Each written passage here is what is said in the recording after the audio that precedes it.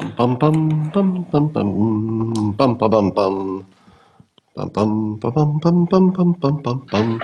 Hey Joe, come on in here. Tyler, good to see you. Come on in, take a seat. It's time for a coffee with Scott Adams, the best part of your day, the part that makes, well, everything that much better. Jordy, good to see you. First Super Heart from Herbert, appreciate it. Well, you're probably prepared because I know you're that kind of people. You're the kind of people who are prepared before you even click the button to watch this Periscope.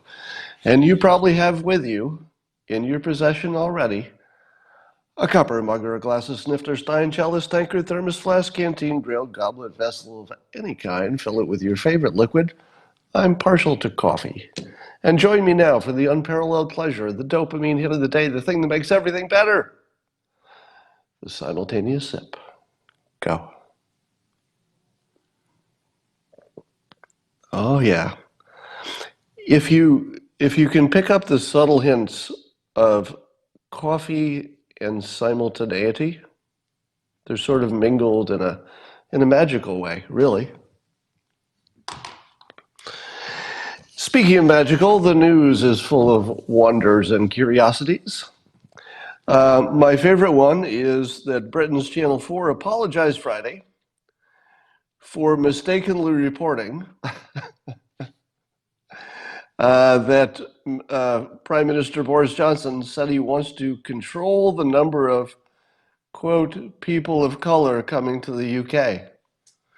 So according to Britain's Channel 4, they actually reported as actual news that Boris Johnson had said in public and out loud that he wanted to, quote, control the number of people of color coming to the UK.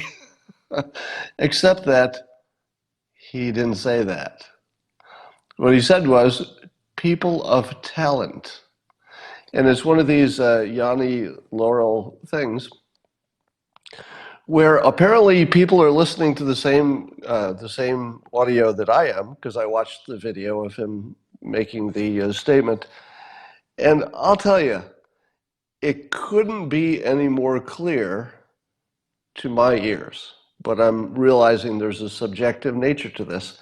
But here's what I hear. I hear him say, as clearly as I'm going to say it now, I'm in favor of people of talent. And people hearing talent are hearing it as color. Now, the reason, of course, is that he says people of before the word in question. And when you say people of, people fill it in with their imagination. People don't wait for the end of sentences. That is a thing which you should know. It's a element of our psychology. People pay attention to the first part of a sentence more than the second part. The reason they don't always listen to the second part of a sentence is that the first part of the sentence often tells you how the second part's going to go. So you listen to the first part, you assume you know the second part, and you start thinking about other things. So you basically are filling in the sentence in a different way than it's actually delivered. Now, Channel 4 did apologize, because when they played it back and somebody told them what it should have said, that was probably enough for them to hear it the correct way. But this is one of those moments where you can see the two movies on one screen completely clearly.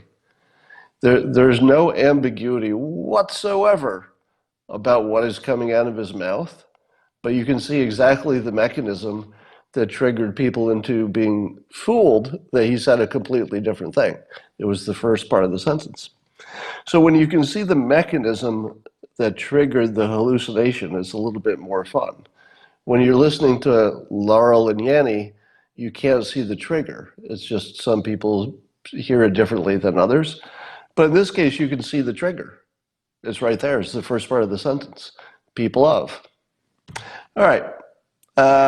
So that was interesting. So I, of course, tweeted yesterday that Pete Buttigieg can never be our president because he crossed a line that you just can't cross if you're running for president.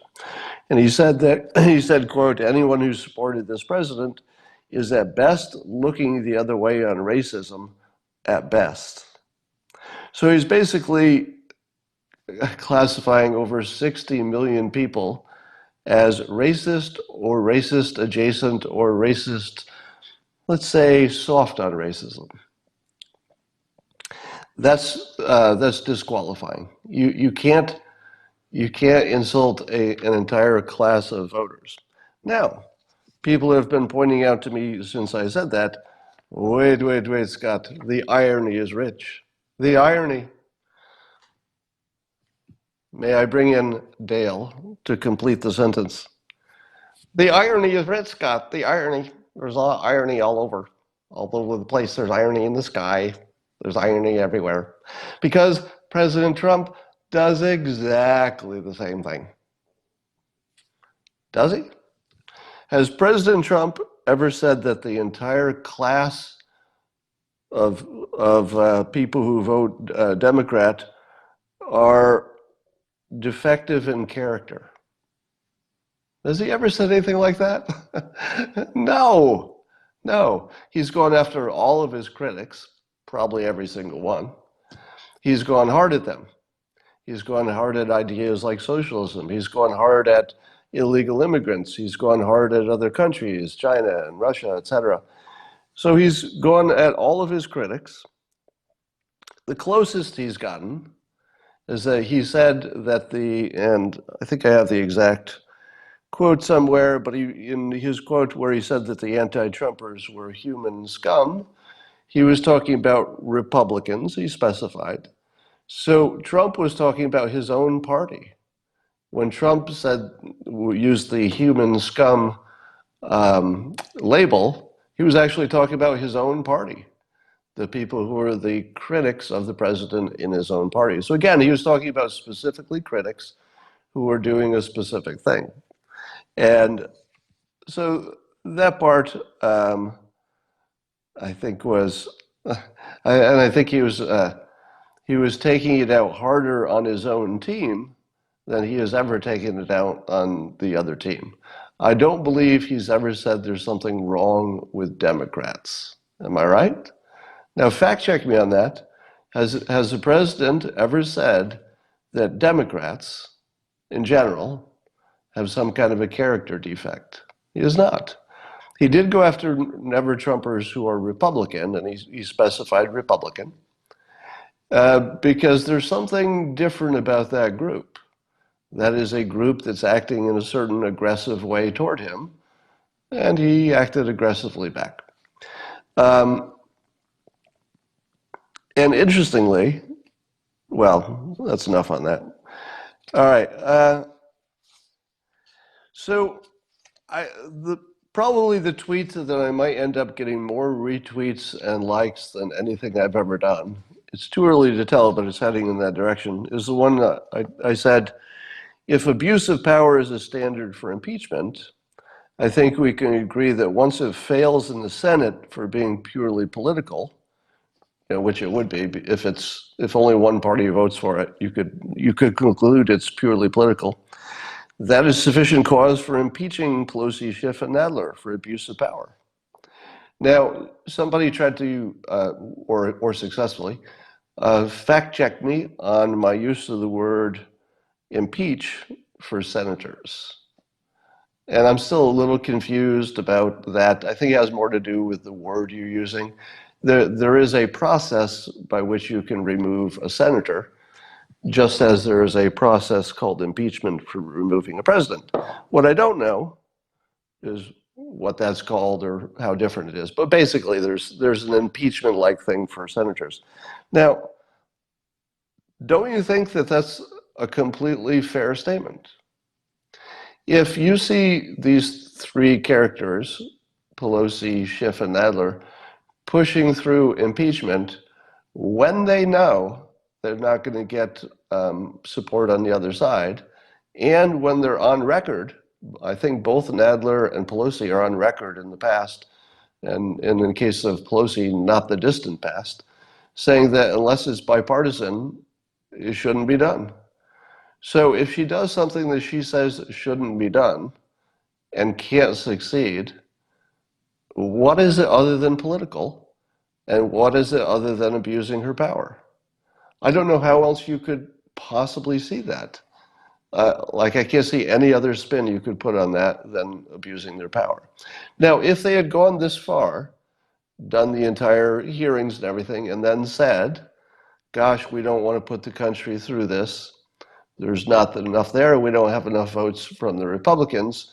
We sure wish there were. We think the president's terrible, but we don't have enough to go forward with impeachment. Then I would say, well, that's just politics. Just politics. But once you go through with the impeachment vote, I think that's, especially when you're a year away from the election, and the thing that the president is accused of is pretty minor on the scale of things that you could do if you were being really bad. So I'm completely serious about this. Is there no process that could be started to remove those three politicians? It seems entirely fair, if abuse of power is a standard. If it's not a standard, then I think that in that case, so here are the two cases. If abuse of power is a standard, then I think you can use it against Pelosi, Schiff, and Nadler easily. If it's not a standard, then you should also impeach, or whatever the word is, Pelosi, Schiff, and Nadler, because they're using something that isn't even a standard in a political way, using the power of their office to damage the president. So there are only two possibilities. The standard is a real one, in which case they would have to be removed from office as well, same reason.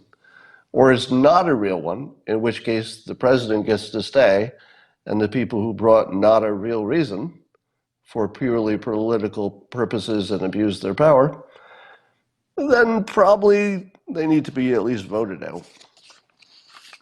Let's talk about the Biden situation, where you've all seen the video by now. He confronted a Warren voter in Iowa, and it got heated, and he said some things. And I wondered how CNN would cover it. Now, imagine, if you will, I hate doing this, but in this case, it's just irresistible. Imagine, if you will, that Trump had been the one who said exactly what Biden said in exactly the same situation. How would CNN cover it? All right. I'm going to read to you some of the sentences from a CNN opinion piece on their website today. And I want you to see if you think that's how they would have described Trump if he went off on this voter the same way that Biden did. They said that of Biden, they say he answered the man's blah, blah, blah, blah. Yeah, this talking about Biden on CNN, their website. He says he answered the man's attack on his age and his mental agility by showing the streak of unvarnished masculinity that has long been part of Biden's public persona. Do you think if Trump had done this, they would make a call out to his unvarnished masculinity? And then the article goes on to call it a mano a mano moment. There was, and then they went on to say it was reminiscent of the time he accused somebody of having a lower IQ than his. And then later in the same article, he said it also had the red-blooded ring of Biden's challenge to Trump when he said that blah, blah, blah, that he'd take him behind the gym and beat the hell out of him. Do you think that if Trump had said any of those things, that and it's worth calling out that I believe the writer is a woman. I forgot to write down her name. I wish I had. But do you think that a woman would use these words to describe Trump in the same situation? That it was a case of unvarnished masculinity. It was a mano a mano. How do you say that? Mano a mano moment. And then it had a red-blooded ring of Biden's challenge to Trump, blah, blah, blah. Anyway, so that's funny. Also funny is that at the same time that we're having these votes on impeachment, Rasmussen is coming out with some poll results that show, among other things, that 26% of national Democratic likely voters approve of the job that Trump is doing. Now, if 26% of the Democrats approve of what Trump is doing, and something like 95% of Republicans do, is that really the time you want to impeach that president? Probably not the best timing. Let me ask you a question. I don't know why this came up. I think it was because I was thinking of polling. But how many times have you heard in the last 3 years from people like Dale, Scott, can you explain to me, try to explain this to me, Scott. All right, good luck with this, but try to explain to me why there's so many racists who support President Trump. Go. Let's watch you flail on this a little bit. Explain that. To which I say, how do you explain all the African American voters who support President Trump? And which group is more? Just asking. I don't know the answer to that, but I'm making an assumption of the answer. I haven't seen numbers. But don't you think that there are more black supporters of President Trump than there are racist supporters of President Trump? To which I say to Dale, how do you explain that, Dale? How do you explain that?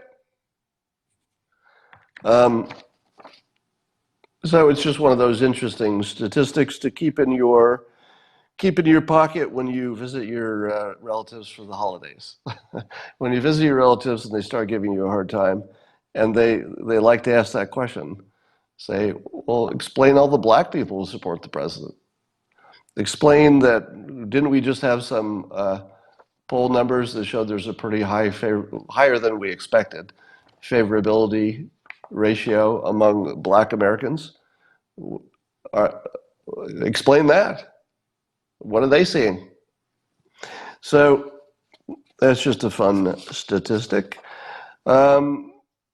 So Professor Turley, who gave his opinion at the testimonies, apparently he was inundated with threatening messages and demands that he be fired before he even got done testifying. So his employer was being attacked. Oh my God, he's a Democrat. And by the way, I think it was yesterday or the day before, I said that Turley was a Republican who didn't vote for Trump, but I was wrong. He's actually a Democrat, which he clarified. Speaking of Turley getting in trouble for simply having an opinion, there was a survey or a poll, and I didn't see who ran it, but it was I heard it on Fox News. And apparently the survey said that 1 in 5 left-leaning bosses won't hire Trump supporters, which would be easy to determine who's a Trump supporter because you just check their social media. 1 in 5 left-leaning bosses won't hire Trump supporters. What would be the percentage of bosses, just bosses in general, who would not hire an African American? It's a lot less. I mean, I don't know what the number is, but I don't think it's 1 in 5. Do you? I mean, racism is real, it exists, I get that. But do you think that you would have as much as 1 in 5 bosses wouldn't hire a qualified black applicant? Do you think that number is that high? Because I don't think so. I mean, I don't know what the number is, but I feel like it's way lower than that. But 1 in 5 left-leaning bosses won't hire a Trump supporter. And you know what I think? I think the number is much higher than that. I think 1 in 5 were willing to say it. Don't you think that the real number is a lot higher? So we have this weird situation where Trump supporters are, at least in terms of employment, more discriminated against than Black Americans. I'll just let that settle in a little bit. Now, I can't prove that. It's based on an assumption that if you did a poll of bosses, that you could never find as much as 1 in 5 bosses who would say they would not hire a qualified being the, in all cases, we're talking about qualified people. Do you think you could find 1 in 5 bosses who wouldn't hire a qualified Black applicant? I don't think so. I don't think, not even close. I literally, I don't think I've even met or heard of or talked to any boss who would have that opinion. I don't think I've ever even encountered it in my entire life. Because everybody starts from the same point, which is, well, are you qualified? Well, yeah, of course. That's sort of what bosses ask, are you qualified? What boss would not want to, here I'll get in a little bit more trouble. What boss, let's say, what white boss would not want to hire more Black employees who are also qualified, same qualifications? Who wouldn't want that? Most white employers want to get their diversity numbers up because it looks good.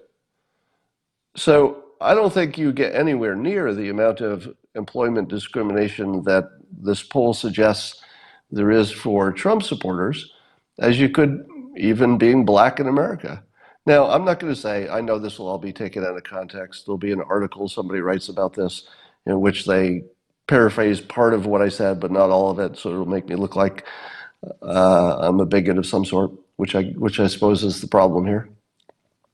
Problem that people think MAGA people are all bigots. But I don't know, that's enough on that. That's enough on that. All right, but let me just put that out there.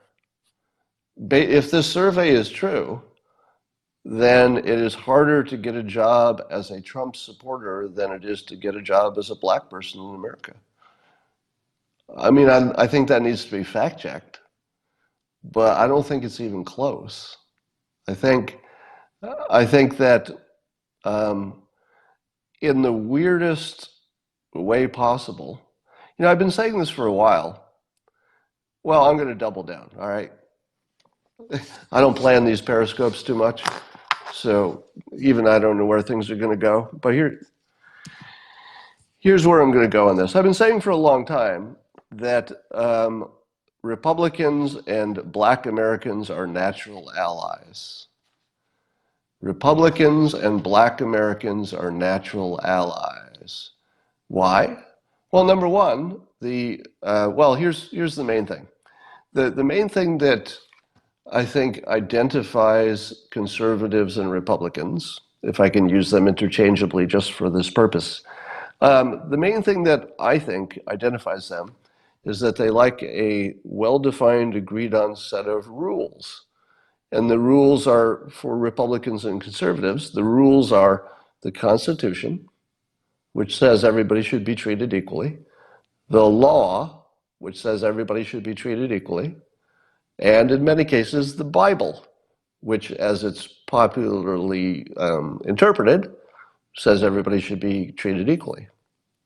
So conservatives and Republicans have, by philosophy, are rule followers. As long as we're all following the same rules, that's as good as we can get. Right? You can't get equal outcomes. You can want it, but you can't get it.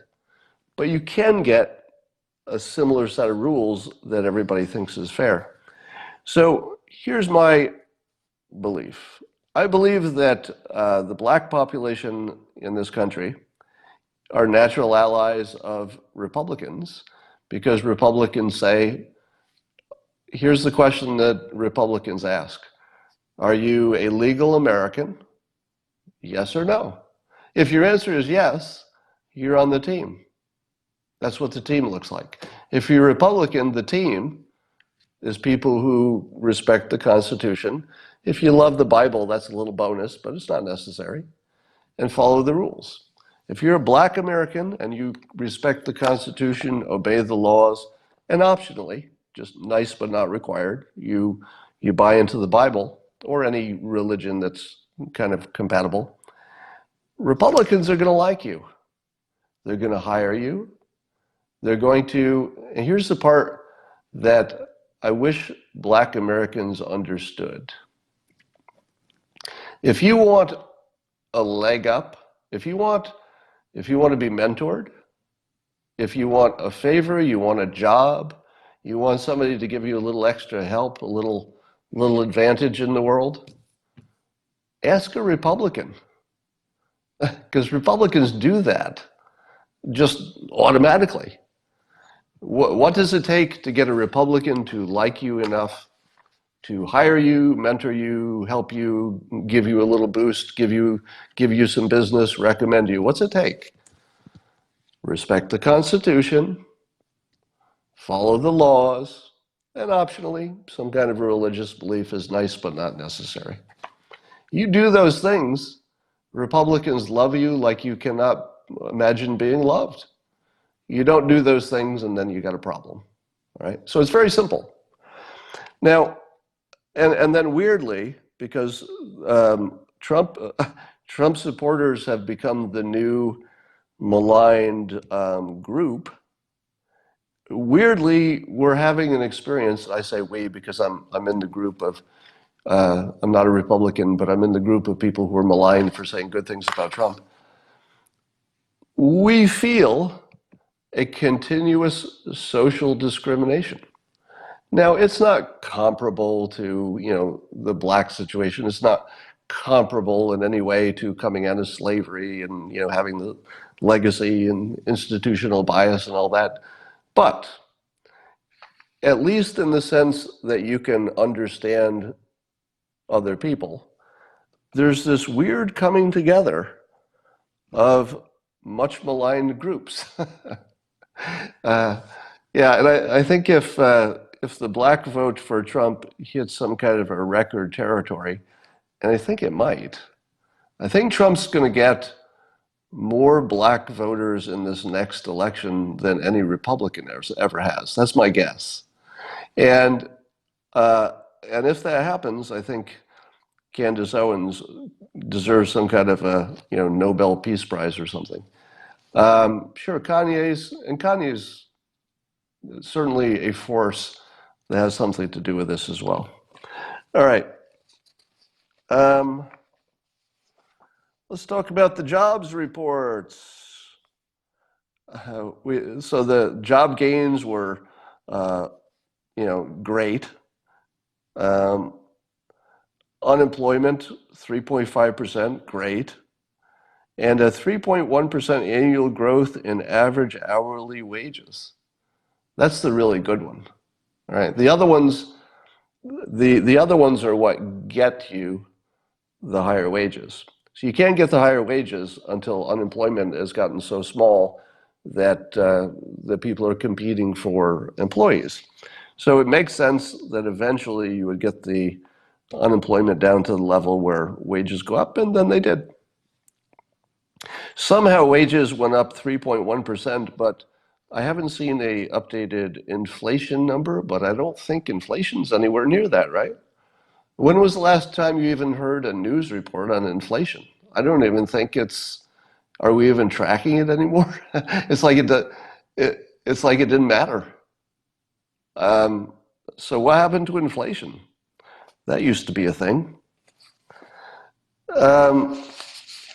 Joel Pollack pointed out in Breitbart today that Pelosi is using a quote taken out of context to totally misconstrue it as a reason for impeaching the president. That's right.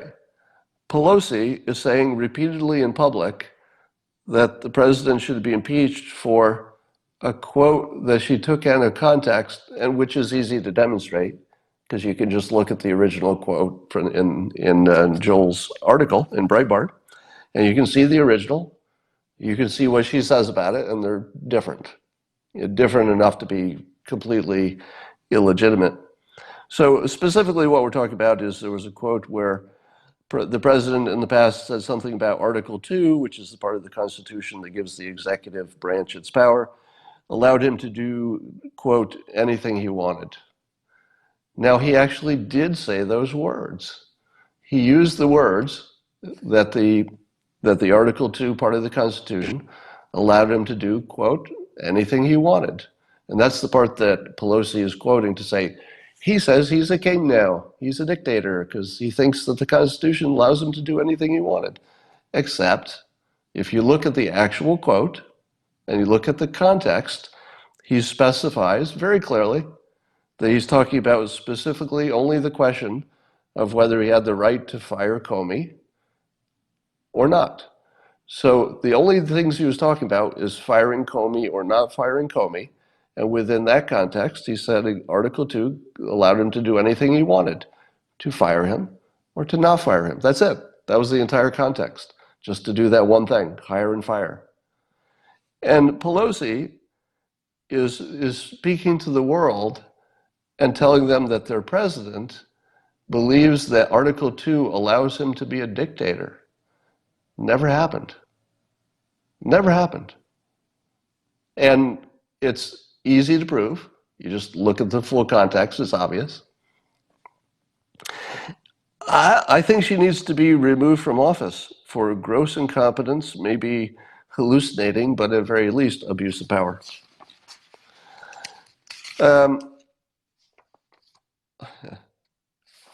So have you noticed that at least online, I've made this observation before, but as the jobs and economy numbers have come out and they're so positive, it's even more obvious that I tweeted again that when will Democrats notice this pattern?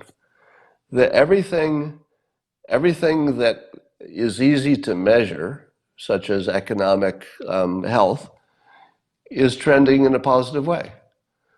But everything that you can't measure, such as what people think the president is thinking, is all a disaster. Look at the comments that you're seeing on Twitter today. Do you know what the most frequent criticism of the president that I've seen in the past week is? I want to see if you can guess this. In the comments, see if you can guess what is the one criticism or family of criticisms, let's say, because they're a little bit different, but it's all in the same family. What family of criticisms of the president are you seeing this week more than you've seen in a long, long time? Somebody saying he's a liar, a dotard, that he's inappropriate, a bully, abuse of power, but that's in the news, racist, liar, yeah. So I'm seeing more accusations about his alleged sexual improprieties. Now, if the Democrats and the trolls, if they feel like their best attack of the president is allegations from people who, unfortunately, because we live in a world where these types of allegations are not credible, again, whenever I say credible, this is just me talking, but whenever I use the word credible, it means that I don't know what's true and what's not true. That's a different topic. But there's something about some people and situations that are more credible, more believable by their nature. So if the best you have to criticize the president, because all of the things that you can measure are trending positive, most of them except for the debt, what do? Yeah, so they've turned to just insult words. So the entire Democratic Party has turned into Triumph the insult dog. It's like, he's a dotard, fat liar, con man, coward, corrupt. He is a sexual abuser, coward, corrupt, liar, con man. Doesn't care about anything but himself. And all of those accusations have the same quality. You can't measure them, and they exist primarily in the mind of the person who's saying it. They don't exist in the real world. They're almost entirely based on being brainwashed. Now, once you get to that point where all you have left are the flies that are, buzzing around inside your empty skull, that's like all they have left right now. That's a good place to be. That's a healthy country if the worst you can come up with are things you're imagining. All right, let's see what else we got here. Oh, I want to talk a little bit more about Joe Biden and his confrontation with the man. It was reported initially that he called the man fat, but he actually used the word fact as in a true fact. And I think he actually said it was FACT. I think that actually is true. So that was some fake news about Biden, which should be noted was not true. But he did suggest that the guy maybe was a little too sedentary and that he could beat him in push-ups and he might have a higher IQ. Now, what do we make of Biden going hard at his critic? Somebody says, bull, he said fat. I don't think there's the slightest chance he said fat. I know a lot of you believe it, but I believe that that is your bias, making your Yanni and Laurel situation not make sense. Because if you look at it in context, it's a phrasing he's used before where he says, look, facts, and then he tells you the facts. So it's his normal way of talking, so that's how you know. And he wouldn't say, look, fat. That's not even an insult. All right. If you believe that he actually used the word fat, you have to check your own cognitive dissonance here. Because I think the odds that he actually said fat are so low that you should question your perception on that. All right. But here's my overall take on it. He was super aggressive against a voter, and I liked it. I liked it because I'm not going to be. I don't want to fall into the hypocrite bucket. If you had seen Trump go after a critic like this, wouldn't you kind of like it? Be honest. If Trump had gone after a critic in the crowd just as hard, he would have used different words, right? But if he had gone after him just as personally and just as hard, you'd kind of like it. You would. And it wouldn't make you dislike Trump or not vote for him.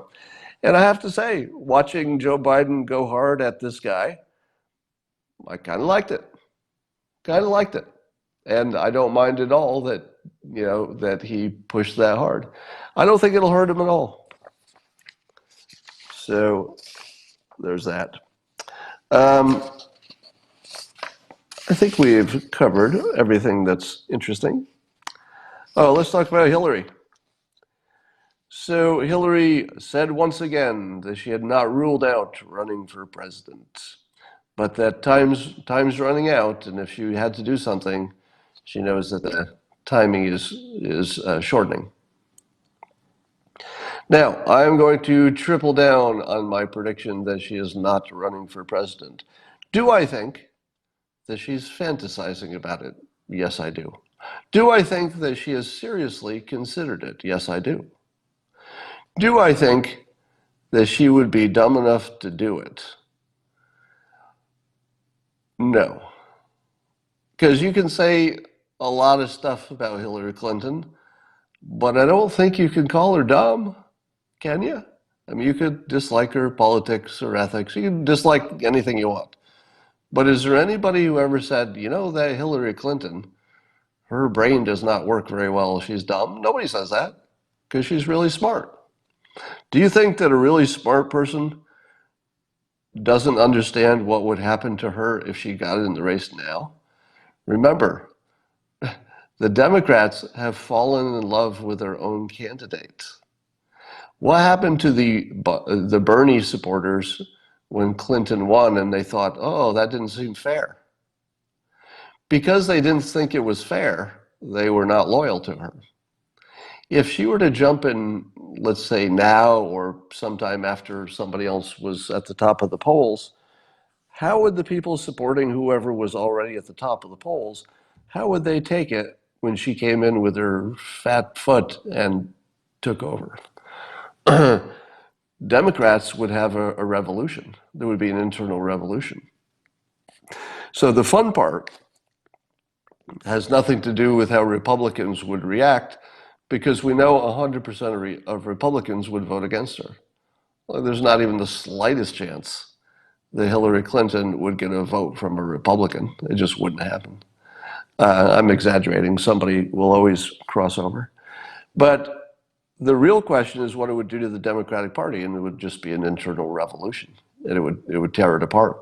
So I think she's certainly smart enough to know that even if she imagined that she was the more qualified candidate, that going in under the current situation would just cause an internal revolution.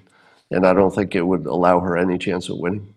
And I don't think she would go in if she thought she had a low chance of winning, which I think is the current situation. All right. That's just about all I got to talk about today. I see many of you are disagreeing that Scott is wrong on fat. So you believe that he said, what was the word he said before, allegedly fact or fact? Look. He said, look, I think look. Look, facts. Blah, blah, blah, blah, blah, here's some facts. Sounds perfectly natural. Now try this. Look, fat. Did anybody ever say to somebody, look, fat? It's not even a sentence. Look, facts is a sentence. So if you believe he said the thing that isn't even a sentence, look, fat, I think you really have to examine your own cognitive illusion there, because I'm pretty sure that is one. Yeah, so Hillary had another coughing fit. It was interesting that a physician was on Tucker Carlson's show talking about it. And of course, no physician can diagnose somebody who's a stranger that they just see on TV. But the doctor did give some possible completely innocent reasons for the coughing. And one of them was actually interesting. The physician said, and the physician is known as sort of a Fox News pundit, so it's not a Hillary supporter. But the physician said, yeah, one of the things is stress. If you're in a stressful situation and you have a propensity to coughing, the stress can trigger a cough.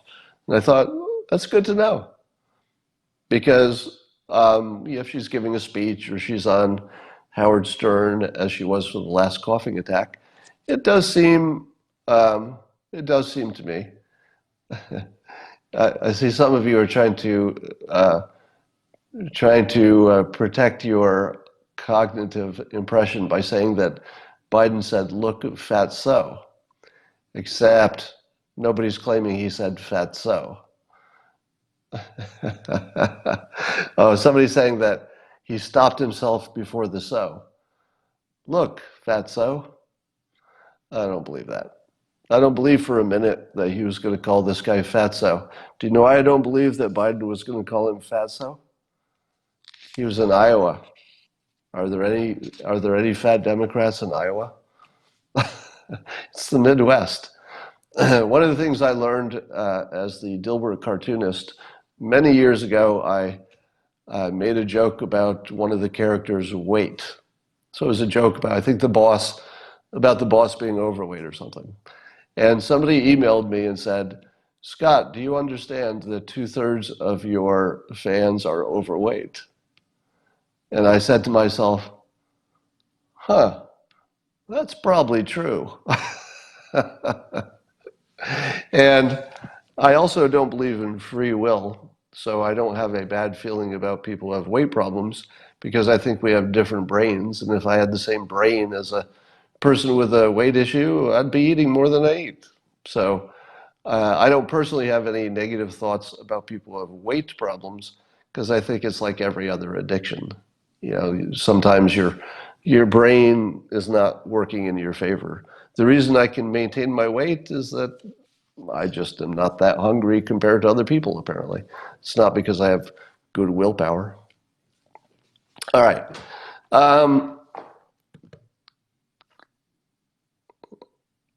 Okay. Yes, Christine and I are looking to record something this weekend, and we'll see how that goes. But I'll let you know more about that when it actually happens. Somebody asked me what's the deal with the push-ups. I challenged Joe Biden to a push-up competition because I think it would be fun. Now, let me say in advance, Joe Biden has said a few times that he can beat people in push-ups. I don't think you say that in public more than once unless you can do some serious push-ups. Now, when I say serious push-ups, I mean for his age. And here's the thing about push-ups. If you do push-ups every day, you can do a lot of push-ups even if you don't look like you could do a lot of push-ups, because you just get good at doing the specific thing that you do every day. For a while, I was practicing my push-ups because I was actually going to have a push-up competition with somebody at one point a few years ago. So I was practicing my push-ups, and I was just doing more push-ups than other weight training. And sure enough, I could get up to like 65 push-ups without a break. But if I tried to do it today, because I don't practice push-ups very often, much less. Even though I'm just as fit as I was when I could do 65 of them, you have to be doing the specific thing to be good at it in the moment. Now, if Biden does push-ups, let's say every day, which would not be unusual, he could probably rip off 25 push-ups. Now, could I do 25? Probably. Yeah, I mean, I could probably do 25 without practice. It would hurt, but I could probably do 25 without practice. So I think it would be close. The reason it's interesting is because one of the things that I really appreciate about Biden, which I also appreciate about several of the other Democrats, especially Elizabeth Warren. Elizabeth Warren and Biden are in really good shape. Just physically, they seem fit. I think it would be good for the country to see Joe Biden do a push-up competition with me, especially if he wins. How cool would that be? I mean, come on, you would think it was entertaining no matter who won. If he could do more push-ups than me, that would be a great story. I would love that, because if at his age he could do, I don't know, 25 push-ups, that's great. That's great. That's nothing but positive. So politics aside, fitness is important. Joe Biden, if you would like to do a push-up competition with me, it's a real offer. We can do it by Skype, and we can even do it asynchronously. You could do yours, and then I'll do mine separately, and we won't see the other one. So we both have to create a video that's continuous showing it, and then we'll just compare them. But not until we've, so I'll do as many as I can. I could do it at the same time on Skype, which would be even better. But it's a real offer. And the real offer is not because I want to embarrass Biden. It's actually the opposite. I'm much younger than Biden, and I should be able to beat him at push-ups. But I think he might beat me, which would be terrific. Good for the country, good for people of a certain age, good for fitness. So it's a genuine offer, a push-up competition. And I will talk to you all later.